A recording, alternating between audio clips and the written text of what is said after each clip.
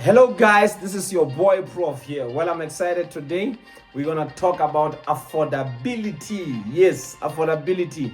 I know you want to know, how does the bank finance somebody to buy a new car? This is how they do it. Affordability is always calculated from your gross income, not your net income. Net income is what we call take home, that which that reflects on your pay slip. No, they don't check it from there. They check it from gross, and from gross they only calculate 40% of your gross income. That's what will give you the maximum installment.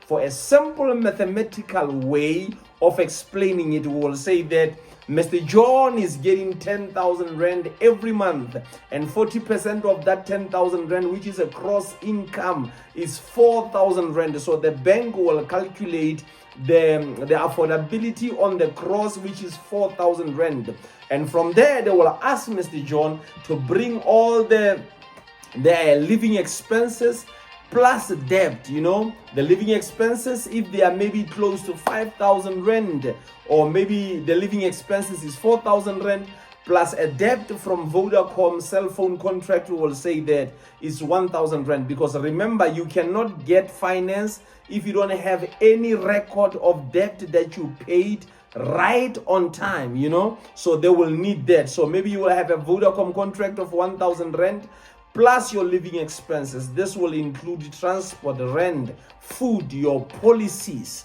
And then when they add a debt plus living expenses together with them, they will minus them from your total earnings. And if that will give you, maybe say at least you are left with 5,000 rand. This is what they call disposable income. So maybe you will be left with 5,000 rand, and with that 5,000 rand, you still have that 40%, which is 4,000. Then it means your installment at the end, you can still get maximum installment of 4,000 rand.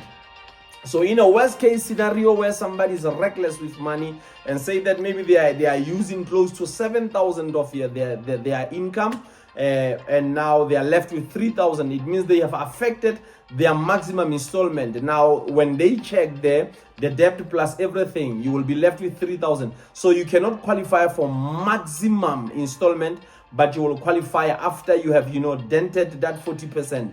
So it's very, very important that you make sure that your 40%, or rather increase your income, so that you can qualify for what you want. My personal advice to you, I would like to say to you, before you buy any car, save the installment for at least 6 months.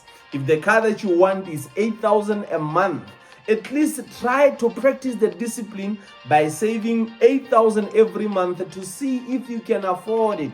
Because most of the people, they just follow what everybody's doing. Nobody said that you need a new car, but because your friends are buying new cars, you buy without developing the habit of being able to handle your finances. So at least save up to 6 months. If you realize that you save that money without failing to save it every month, that simply means, my friend, you can qualify for that car. If you can't, it means you can't afford that car. Instead of running up and down, hiding the car in the malls so that the tracker guy can't find it, give yourself peace. Please manage your money well. It's your boy Prof here. Till we meet next time. Cheers.